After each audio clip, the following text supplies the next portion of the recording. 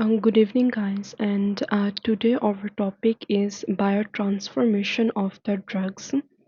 And in the previous videos, we have discussed about the distribution and other pharmacokinetic principles. So let's get started. Biotransformation is nothing but the metabolism of the drug. It means that conversion of a drug molecule to more water soluble form. It means that water-soluble drugs are more readily excreted from the body, so we need to convert a drug molecule which is lipid soluble formerly, and we need to convert it into water soluble form, and it's the biotransformation. And there are several pathways which are included in this biotransformation reactions.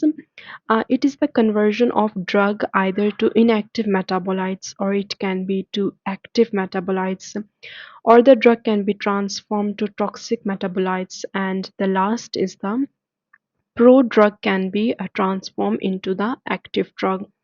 First is the drug that was active when ingested is converted into inactive metabolites, and it is the case that occurs with most of the drugs that we ingest. And the drugs that are converted into active metabolites that perform their function are some of the drugs, for example, benzodiazepine. It means that benzodiazepine diazepam results in the formation of nordiazepam, and nordiazepam is an active metabolite of the benzodiazepine, and it has sedative and hypnotic activities and also longer duration of actions because it has been converted to active metabolite. The third is the drug can be converted into the toxic metabolite, for example, acetaminophen. Acetaminophen higher doses can also be leads to conversion to toxic metabolites. The last is the conversion of prodrug. For example, there are hormones that are in the pro form that are not active, and they are converted into active form. It is also an activating process, and this process requires phosphorylation processes. Phosphorylation is going on. It's mean that addition of the phosphate groups is going on. You just need to remember that there are three, four pathways of the biotransformation. Also, there is classification for biotransformation. There is phase 1 and phase 2 reactions. First, we will talk about the phase 1 reaction. Phase 1 reaction means that there is modification of the drug via the reactions like oxidation, reduction, and hydrolysis. These are three reactions that are involved in the phase 1 classification of biotransformation. Under the phase 1, there is terms known as microsomal and non-microsomal metabolism. What does it means that microsomal metabolism? This is the biochemical process that occur within the microsomes. And what are microsomes? Microsomes are nothing but they are membranous vesicles that are derived from ER. Our all cells contain endoplasmic reticulum, and from the endoplasmic reticulum there are membranous vesicles that are known as microsomes. And inside that microsomes there is biochemical process occurring, and it is known as microsomal metabolism. And under the microsomal metabolism, cytochrome P450 isoenzymes lie. It means that all of the cytochrome P450 enzymes, they have 13 families, and more than 100 enzymes. We do not need to memorize all of them, but it involves phase 1 reactions, right? They are present in the SER, smooth endoplasmic reticulum. As I've said, that there are membranous vesicles which are known as the microsomal fractions of the cell, and this metabolism is occurring in the liver, GIT, lungs, and kidneys. Okay, these isoenzymes of cytochrome P450 are undergoing metabolic processes in the microsomal fractions of liver, GIT, lungs, and kidneys. These P450s require molecular oxygen and NADPH for their activity, for their catabolism, for their catalytic activity, for the metabolization of the drugs. They require oxygen and NADPH. And these reactions includes hydroxylation and dealkylation reactions, and these both are occurring inside the microsomal fractions of the cells. And as I've told you, there are multiple families of cytochrome P450 enzymes. It is a microsomal metabolism. There is also concept about the cytochrome P450s, the substrate, its inducers and inhibitors. These inducers and inhibitors are of the cytochrome P450s. For example, inducers cause the liver to produce more and more number of cytochrome P450 enzymes, whereas inhibitors inhibit the liver to produce less number of cytochrome P450 enzymes. Okay, for example, if a person is smoking, and smoking contains hydrocarbons, which are aromatic hydrocarbons, and the person who smokes induces the liver to produce large number of cytochrome P450 enzymes. It means that these enzymes are going to metabolize the drugs more faster as compared to a non-smoker. If a person is smoking and he takes a drug known as theophylline, and its metabolism is going to be very fast as compared to a non-smoker, and the plasma level of theophylline will going to fall, and we need to make some dosage adjustments. For example, if a person is smoker, the hydrocarbons inside the smoke, which is particularly known as benzopyrenes, they induces the liver to produce more P450 enzymes, as you know that smoking is a inducer, right? So the drugs which is known as theophylline, which are taking example of theophylline, they would be metabolized at a greater rate. It means that theophylline is metabolized faster than a non-smoker, and the plasma level of theophylline will be lower. So we need to make dosage adjustment. It means that we need to increase the amount of dose inside a smoker, right? We need to increase plasma level of theophylline. But there is also a condition. But if a person stops smoking, it means that there is cessation of the smoking. Then would we suggest high levels in that case? Also no. If the person stops smoking, the inducers, which are the smoking, is reduced. It means that we should decrease the plasma level of theophylline. Originally, we made a dosage adjustment, right? But if the person stops smoking, so we need to give him or her at the normal dosage, which is required for normal people, right? This is an example of inducer. Smoking is an inducer of P450. Inhibitors. There are also inhibitors, for example, macrolides, quinolones. These are antibiotics, antibacterials. So, for example, if a person is of a chronic bronchitis, okay, if a patient comes to you with chronic bronchitis, the first therapeutic treatment is to bronchodilate, right? And bronchodilator is theophylline. Theophylline is one of the most important bronchodilators, right? If a person of chronic bronchitis is taking theophylline, but due to a respiratory dysfunction, there is infection, there is bacterial infection, so the doctors suggest him to take antibiotic, right?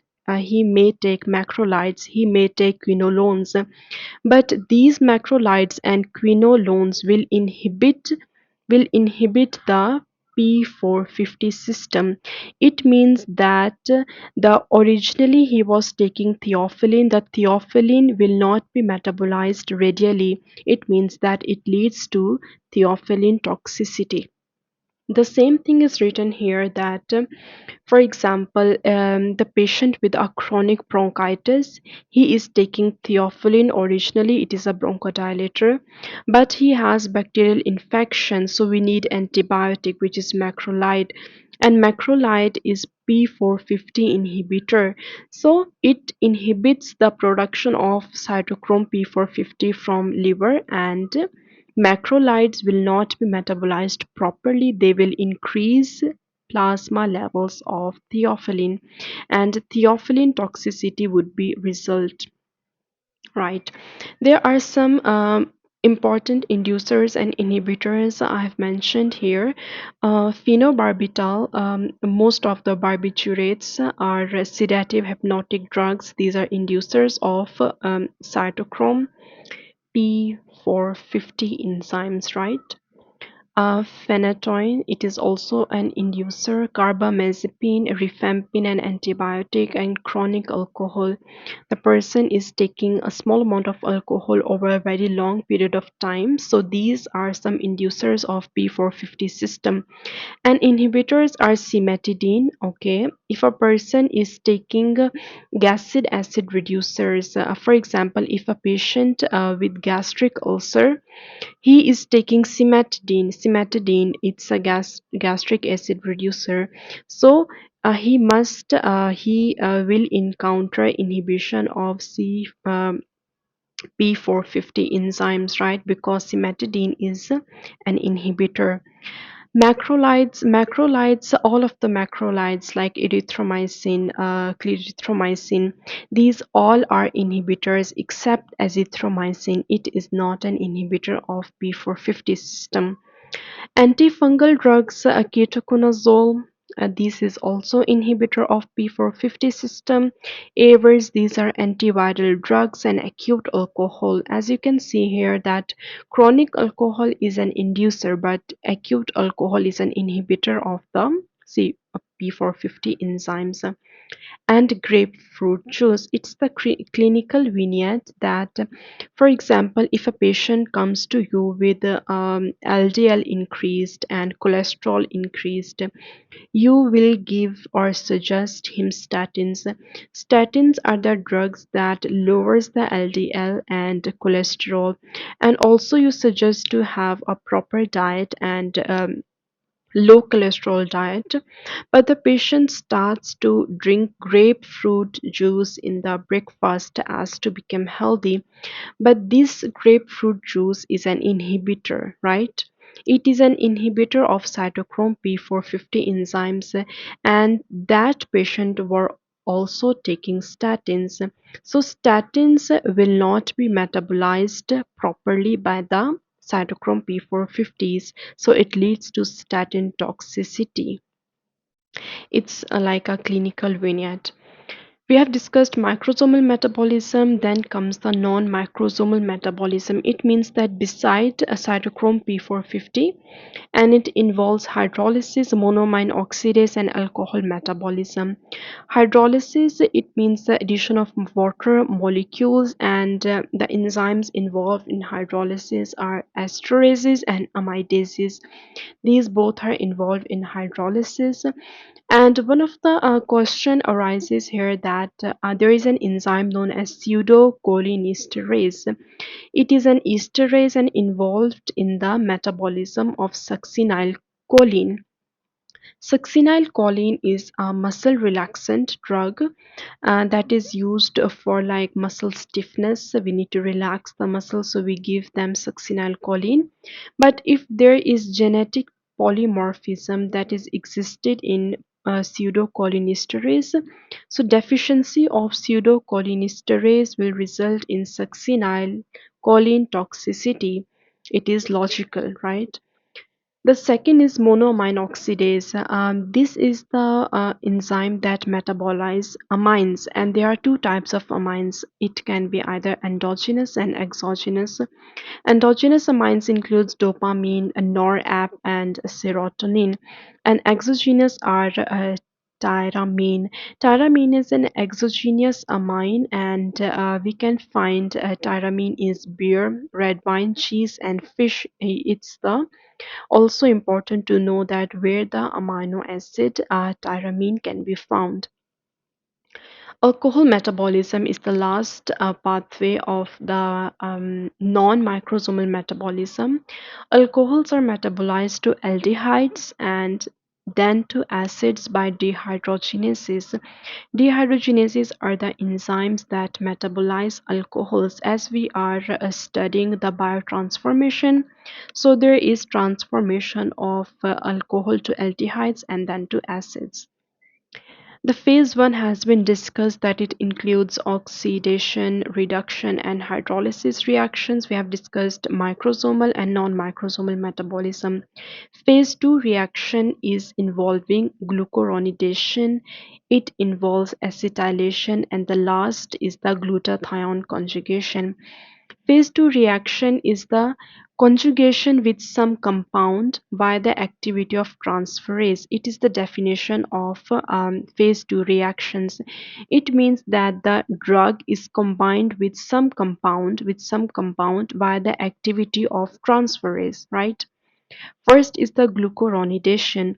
Glucuronidation means that glucuronic acid is used, and it is the drug is combined with the glucuronic acid in the liver. For example, morphine is converted into morphine 6 glucuronide. This is an example of glucuronidation reaction. Some of the properties of glucuronidation reaction is that it is inducible, like we can induce glucuronidation of some drugs, and a most important thing that this process can undergo enterohepatic cycling. What is enterohepatic cycling? It means that drugs after conjugation with glucuronic acid, right? It is the definition of glucuronidation in the liver. They are secreted into the bile and they goes into the intestine, and from the intestine they are reabsorbed into the bloodstream and then again go into the liver. This is like a cycle from the liver through the bile to intestine through reabsorption back to liver. It is known as enterohepatic cycling, and reabsorption occurs because the intestinal bacteria can break down the glucuronide conjugate. They can separate the glucuronic acid from the drug, and the original drug or metabolite can be reabsorbed in that case. Also, there is other property that this process of glucuronidation is lower in neonates. Its level or its activity is reduced in the neonates. And here comes the syndrome known as the gray baby syndrome. Why it occurs? It occurs due to the chloramphenicol toxicity. Why chloramphenicol toxicity occurs in the gray baby syndrome? Because chloramphenicol metabolism requires glucuronosyl transferase. It is a type of transferase that is involved in the metabolism of chloramphenicol, but in the babies or in neonates the glucuronosyl transferase is low. Its level is low as compared to adults, so it leads to chloramphenicol toxicity and it leads to gray baby syndrome. The other thing that glucuronosyl transferase deficiency also leads to Gilbert syndrome. It is a syndrome in which the circulating bilirubin increases. It's the unconjugated bilirubin, because as you know that bilirubin is also metabolized by the glucuronosyl transferase, and when the glucuronosyl transferase is lower, so bilirubin cannot be conjugated. It leads to unconjugated bilirubin level increases and it leads to Gilbert syndrome. Like a Gilbert syndrome, there is an also other syndrome known as Crigler-Najjar syndrome. It's same as Gilbert syndrome, but here the glucuronosyl transferase is very low and circulating bilirubin is very high. It's the severe form, and the Gilbert syndrome is a milder form of the disease. The second is the acetylation. What is acetylation? It means that adding acetyl groups to a drug. There are two kinds of acetylators. They are fast or slow acetylators. Some drugs are acetylated fastly and some are acetylated slowly. But when a drug is acetylated by an slow acetylator, it can result in drug-induced systemic lupus. It means that slow acetylators, the half-life of the drug is increased, and it leads to the increased risk for the drug-induced lupus. The drugs which are involved in such process are the hydrolysin. Hydrolysin is a vasodilator and it is used for hypertension. And a procanamide. Procanamide is antiarrhythmic drug used for the cardiac functions. And isoniazid is used in TB, tuberculosis. These three drugs can cause systemic lupus, but it's not the normal lupus. It is a drug-induced lupus, and it is caused by slow acetylators. One of the most important distinction between drug-induced lupus and non-drug-induced lupus is that in the drug-induced lupus there is antihistone antibodies test positive, right? But in the non-drug induced lupus there is anti-nuclear antibody test positive and butterfly malar rash. These two are conditions for non-drug induced lupus, and when antihistone antibodies are positive or present, it means that it is drug induced lupus. But there is also a scenario that when we are stop taking that drug which is causing the lupus. For example, if a patient is taking hydralazine for hypertension, if a patient is taking procanamide or isoniazid for antiarrhythmia or TB respectively, but when the patient stop taking that particular drug, the systemic lupus will go away, and it is a good point for that. The last is the glutathione conjugation. It's the phase 2 reaction part. It's the process in which, in depletion of the glutathione in the liver, it leads to drug hepatotoxicity. What does it mean? It means that glutathione is involved in the detoxification, right? But we are taking a drug known as acetaminophen, and there is the depletion or deficiency of glutathione. So it leads to acetaminophen hepatotoxicity. The drug is not being detoxified. The drug will produce its hepatotoxic effects. So this is for today, and we have discussed a lot of biotransformation. I hope you understand. And in the next lecture, we will discuss about the elimination reactions, the first and second order elimination. So I hope you understand that, and we will